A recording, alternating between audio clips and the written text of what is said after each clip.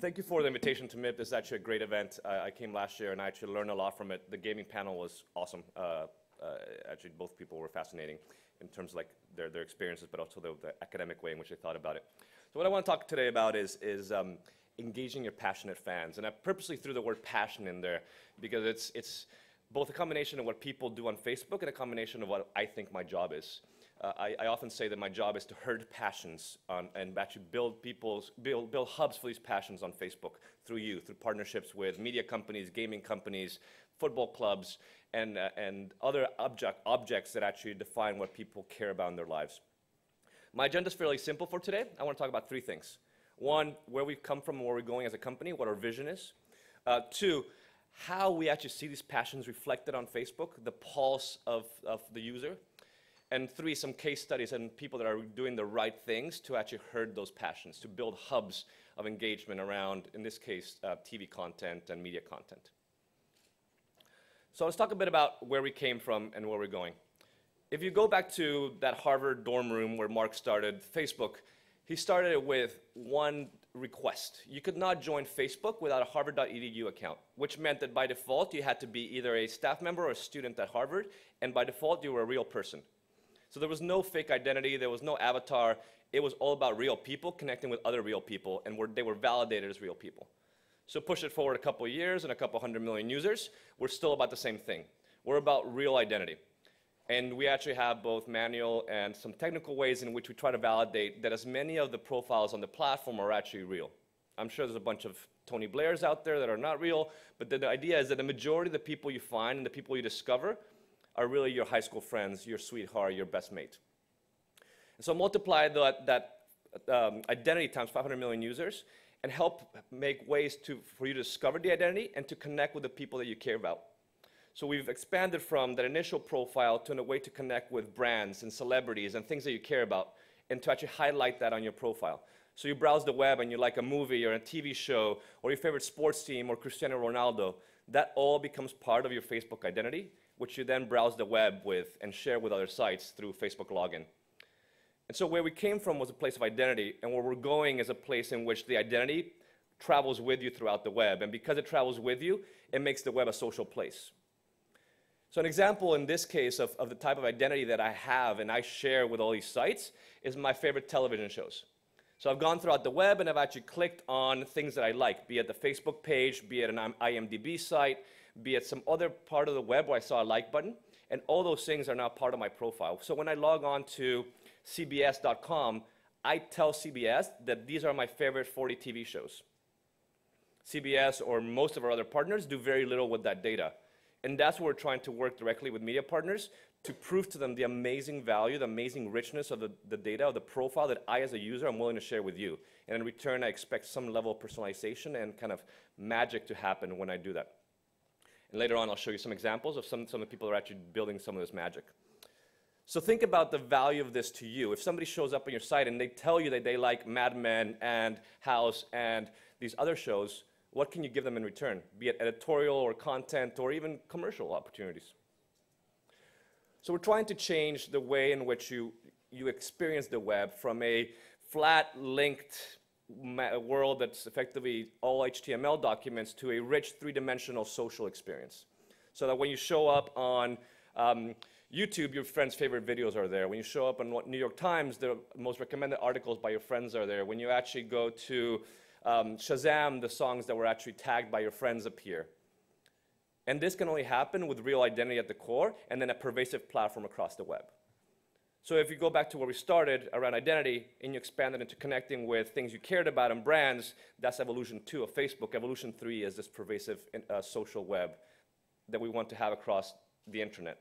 So we're currently at 500 million users, but more interestingly, 900 million social objects on the platform. 2.5 million websites having integrated what we call the open graph, this tagging of objects. And you'll see a lot of focus from us on building out that open graph database and having a relationship between you and objects, which leads to discovery, leads to recommendations, leads to personalization. So let's go back to the idea of passions and how people express their passions on Facebook. It is a network of 500 million users but I actually think about it as 500 million individual networks of one. My Facebook and your Facebook and my wife's Facebook are very different.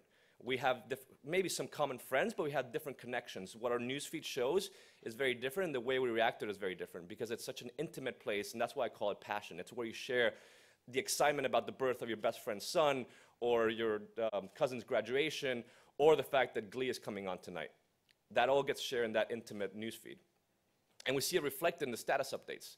So if you think about what people do when they're watching television, they're engaging in passionate experiences. We are, at the end of the day, being entertained, but we're actually having an emotional response to that entertainment. And yes, probably sports is one of the great examples in which people very passionately get involved with what's going on. But I see it across every single TV show. I see people screaming on Facebook at what's going on a television screen. And the key challenge to you is, so what? What do you do with that? How do you actually tap into that? So if you're a Premier League fan, or actually even if you're not, you might have heard about this insane goal that Wayne Rooney had a couple of weeks ago. Middle of the air, unbelievable. All over Twitter immediately, all over Facebook immediately, illegal or legal videos on YouTube immediately. It was actually amazing just to see the conversation happen. And I saw it on my own news feed, but then I also saw it on my logs. So I ran a query against the Facebook logs for the word Rooney across time. And this is what it looks like. So the first spike is that insane goal. Across the world, people screamed Rooney at that minute. Interestingly enough, the second spike happened a couple weeks later, and I couldn't actually figure out what it was. So I went back and looked at the timestamp and matched it against the game. It ends up being a game that Man U played against Bolton. I've never heard of Bolton. In which they were one man down. Rooney didn't even score, but Man U came from behind and actually won 1-0. And even though Rooney didn't do that insane kick, people still screamed his name on Facebook. So take this notion of passionate fans on sports and apply it to every single TV show. So let's pick another kind of passionate brand. I'm not a Gleek, but apparently if you are, you'll understand. People scream on Facebook every single week around the fact that Glee is coming on, or the fact they're watching it, or the fact that some crazy stunt just happened in some song that was being sung. And I'd say that in general, right now, the only communication happening is from the broadcaster, in this case MCs, reminding me to tune in. I'm a Gleek, of course I'm going to tune in. Give me some more engaging content that will actually lead me to scream with you while I'm watching it. So let's actually map that same screaming on Facebook for the word Glee on a global basis. Massive spikes. I think it's on Tuesdays in the US on Fox. Massive spikes from Sunday night leading to Tuesday night, every single week. People are screaming in unison around Glee. And now you can do this for every single major TV brand, and it gets repeated. What gets interesting is when it's on the US on a Tuesday, and it's actually on in the UK on a Thursday, and it's in Indonesia on a Wednesday, the spikes aren't as even, so I don't see it naturally. But the challenge to you is, and kind of to go back to the techie terms or the scientific terms, how do you increase actually the mean, but actually reduce the variance? How do you actually maintain the conversation at a much steadier rate, but actually lower the spikiness so that you have a much more vibrant conversation going on from Monday to Sunday without the spikes around the specific TV episode? So as you look at one of the examples of a brand that's doing it well. So Top Gear, BBC Worldwide brand, greatly iconic, quirky characters. It's huge across the world. And the BBC Worldwide has actually been a fairly aggressive partner in terms of using Facebook as a both marketing vehicle, but also a commercial vehicle. So they started with what everybody else probably did, which is a Facebook page. And the Facebook page is now at 7 million followers worldwide. But then they actually took the page and started doing some great, really cool stuff with it. For example, they post clips from the last episode on the site. So you saw the crazy stunt that they did with the car that ended up upside down. You can share that. You can talk about it. They use a Brightcove player to make sure that they can control the content, but it gets shared throughout the platform. They actually post behind-the-scenes things, so they bring you into the Top Gear community. So out of the 7 million fans, 40% of them actually consume a piece of Top Gear content on Facebook every week. And because of all this conversation, you then actually consume the content, be it on Facebook or actually on their site. So topgear.com, which is a major destination, has Facebook as the second largest traffic driver. 30% of the total traffic to that site comes from my network.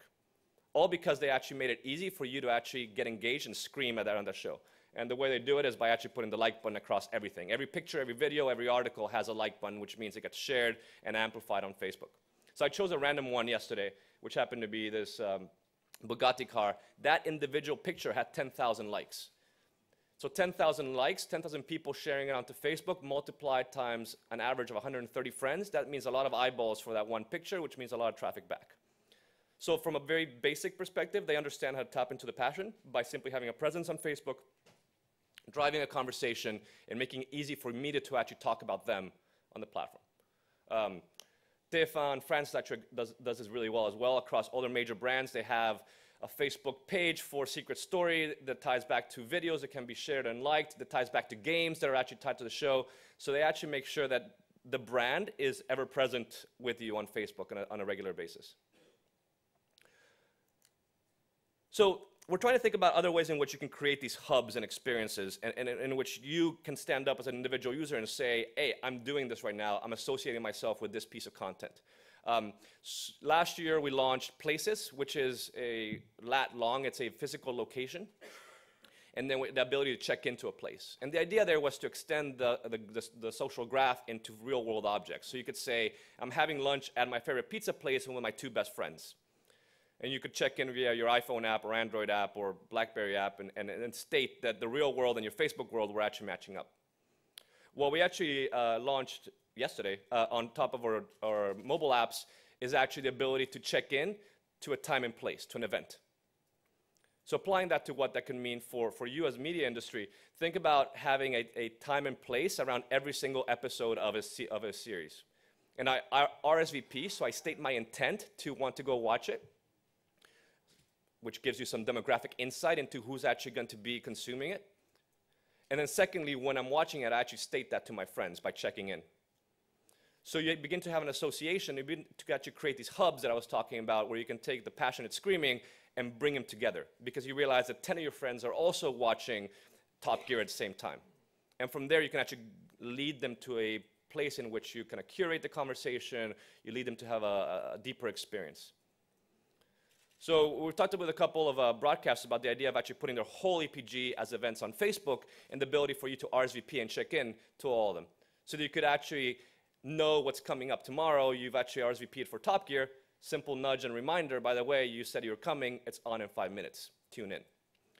And that's one of the ways in which we think we're going to guide the Facebook followers to actually disconnect, or at least look up from their laptop and tune back into the large screen. And I'm convinced that TV exists in a large screen format, rather than, than kind of watching it on catch-up. I live on BBC iPlayer. That's the way I consume television. But it's a very different experience from my big screen laptop in which I can actually view Rooney in his full glory. We're a complement, I think, not a substitute. So a couple other examples of people that have done interesting things on top of Facebook to make sure that when you're actually on your laptop and on TV, you're guiding them to the right place. So Million Pound Drop on Channel 4, which is actually live, has a pretty interesting gimmick around a Facebook game. So when you're actually watching the show, the host calls out, go to our page and play this game. And the game actually has social components. Your friends are there. And it has 3 interesting hooks. 1, you compete with your friends, so you see who's winning on these questions.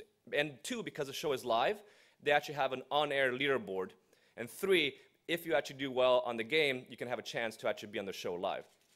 And actually, she's fantastic. She actually calls out the fact that XYZ from Bournemouth got the question right. So she makes the conversation 2 ways.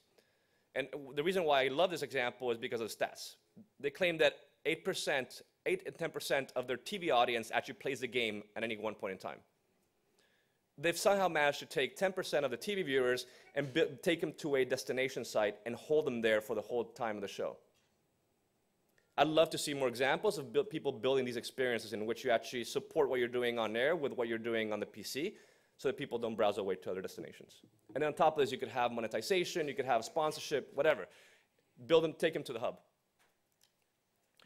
So another hub that we launched recently, American Idol launched in the US, was a website in which you log in with Facebook and you can actually vote for American Idol. It's free voting in the US, but in this case, it's the key sponsor, AT&T, creating this hub for you to actually go in and not only cast your vote, and by the way, because you logged in with Facebook, it's one Facebook ID, one user. They can actually kind of risk manage the fact that it's one man, one vote. And they can also block you to only do one vote. I think you can only do 5 votes in the series. So you can actually make sure that you, the actual real Facebook user, leveraging that real identity I talked about at the beginning, are not actually trying to cheat the game. Secondly, when I vote, I share it with my 130 best friends, which is a kind of free amplification, free marketing, if you will, of the fact that I'm engaged with American Idol at one point in time and I just voted. So it's, I think it's a couple weeks into it. I'm looking forward to the results of how many people went to the app and voted that way rather than SMSing or actually picking up the phone. But think about this model in other countries where a for-pay voting mechanism actually is accepted. So mainly in Europe. In the US, I think they're beginning to get a bit more accustomed to it. What if you could actually vote and your vote actually carried a value? And the value, because it's on Facebook, was actually based on Facebook credits, which is this currency that we have in which you put money in, we take care of the risk, we brand it, and then it's kind of a seamless, you log in, you click, you pay, you go on your merry way. And it was initially built as a currency for sheep on Farmville, which we've expanded into any digital good. It's a currency for virtual goods and virtual goods only. So we have a technology partner called MIG. They've actually built applications for a number of TV shows for interactivity, mobile app voting. They actually run the transactional system on the back end to do the massive spikes of voting you'll get across shows. And MIG, in honestly 2 weeks, built a working prototype in which you can actually vote. So this is actually a live app on Facebook that you can go and buy votes with Facebook credits and then actually vote for your favorite celebrity.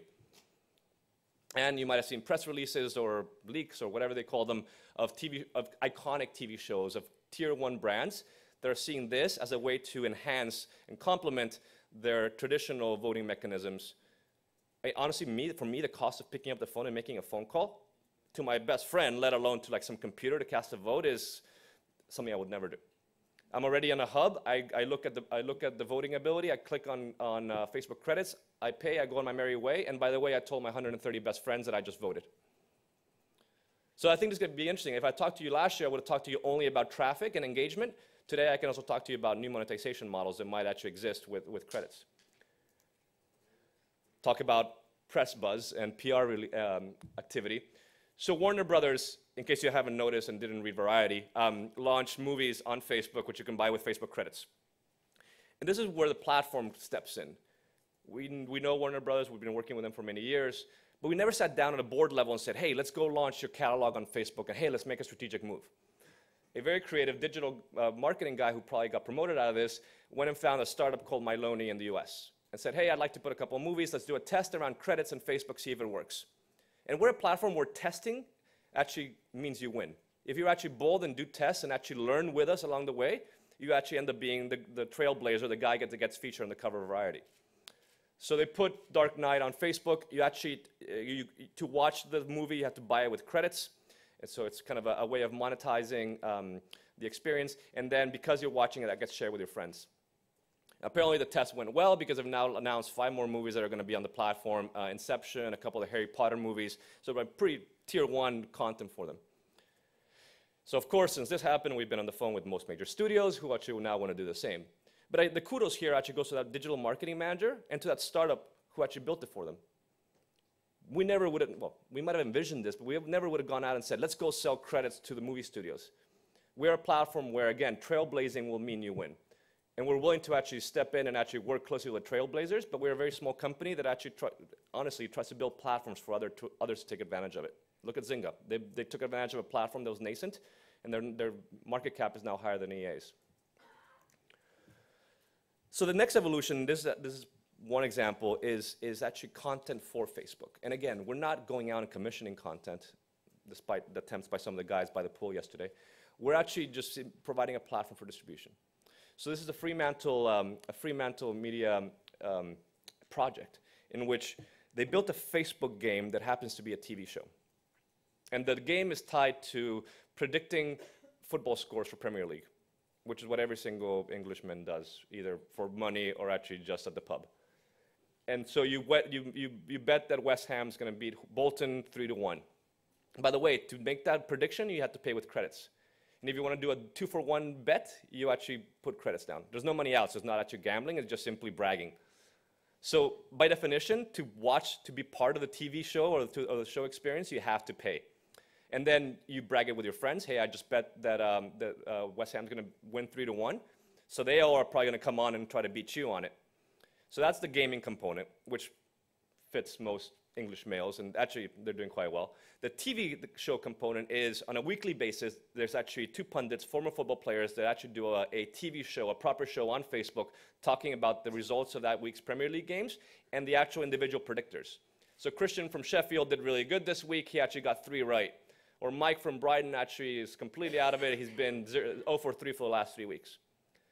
So a small project that launched, 0 advertising. It's all been viral based on people sharing with their friends.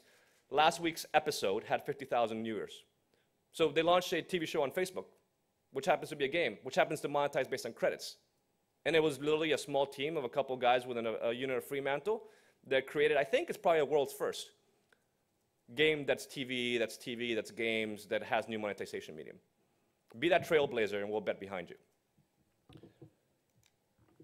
So where we want to go with television is creating a social experience. And you'll hear us talk a lot about this, the notion of social design.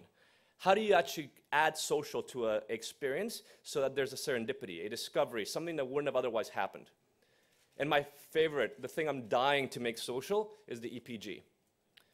It's somewhere along the line, somebody actually negotiated where they were going to be, and I think Rovio makes some decent money about posting you, and I guess the cable companies, based on what number you get on the channel, so you can discover it. I'm never going to make it to channel 235.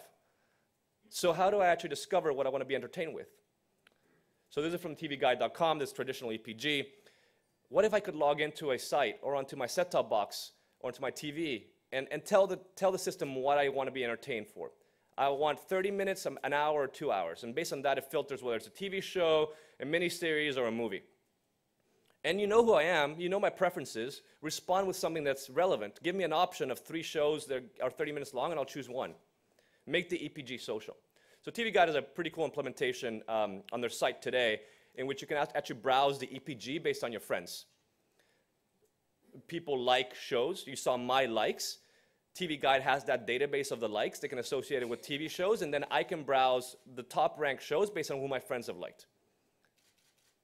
It's still missing one thing, which is that right now Entourage, for example, is not on air in the UK. So if it knew where I was and actually knew where it was going to be on, it could actually also allow me to RSVP to that event and provide reminders, which is kind of the next step. So how do you go from the internet to matching my TV and that nudge for me to switch my channel and turn it on, or to TiVo it or whatever? But this is my dream. This is what social TV is. And social TV is not a Facebook app on a internet-connected television. I'm sorry, but nobody's going to update their status with a remote control. Social TV is about a large screen format allowing you to do discovery of something you wouldn't have otherwise found because you logged on with Facebook. So we worked with a couple of set-top box providers around the world, Verizon in the US, Turkcell in Turkey, a couple of the consumer electronic companies. The one that I wanted to highlight is Virgin Media, because Virgin Media, actually, sorry, I'm just skipping ahead by one slide. Virgin Media is building a social experience on top of the TV. I'll talk about that later. Clicker is simply an example of what I want from the discovery thing on the TV Guide, but actually they do it well. It recommends based on my friends. The challenge is still kind of clicking from there to the TV or from there to Hulu. Again, I love startups that actually innovate and build social stuff, so I chose one of the many that are building iPhone controllers that actually connect to your TV. This one's NewMote, there's another one called Pair, there's a bunch of them. And this one has, you log on with your Facebook identity, so it knows who your friends are, it knows what TV shows you like, it has the EPG on the back end, metadata, so it makes recommendations. You like Entourage, did you know it's on in 5 minutes? Click. Or you're actually a Cablevision subscriber, so you can actually TiVo it directly. Or it's actually on this other channel where you can do the catch-up service. And then they integrate with the TV via this NewMote hardware piece that there. So your iPhone has social recommendations and actually lets you switch the channel directly. That is a social experience for TV, which leads me to what I was talking about, which was Virgin Media and what they're doing on top of set-top box, where you log in with your Facebook identity, and it does something that's appropriate for a 72-inch screen, which is browsing high-definition pictures. I'm not updating my status. I'm seeing my best friend's picture being posted. And from there, I can actually have that emotional response. Or I can go to the Facebook wall on my computer and actually comment on the picture. This is, I think, the beginnings of what social TV can really mean on a set-top box. And it's not status updates. It's actually that passion that I want to express when I'm on Facebook in this beautiful format. So let's go back to where I started and what I said about what we're trying to build. We're trying to build a social web in which the passions that you care about are expressed and consumed, and those passions lead to discovery, engagement, and then eventually, as we build new business models and as people innovate, new monetization mechanisms. So thank you for your time. I think we're going to take a couple questions, or we're just going to kill it. Okay, a couple questions. Thanks. Sure, Stuart.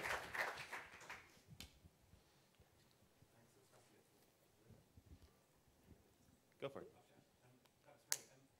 How do you see the challenges of TV being a shared device? So I watch it with my wife and kids, and who's logged on? Yep.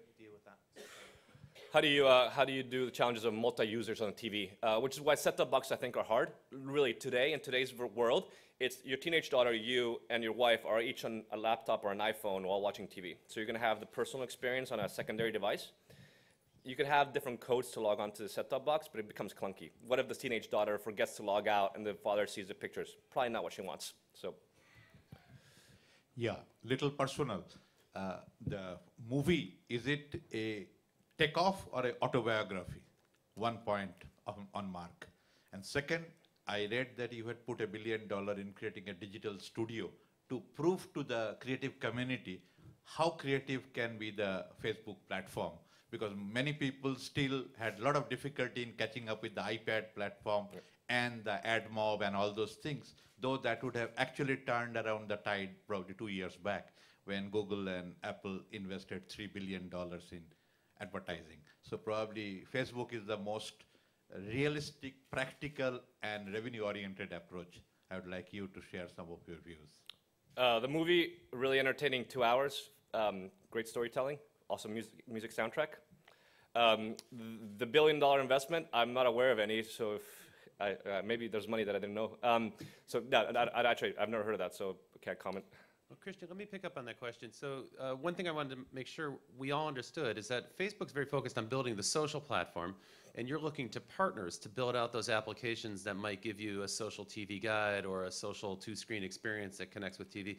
That's not necessarily something that Facebook is seeking to build themselves. Correct. So yeah, so let's take gaming as an example. Yeah. We are the world's largest gaming platform, not necessarily by design. We built the platform and people took advantage of it, and we had these viral elements that spammed us all with sheep requests, but it built companies of significant size on top of it. Right. And I think the same thing will happen on media as people realize how to tap into that passion, that social connectedness. Mm-hmm. It'll happen in commerce as people recommend products. It'll happen on mobile.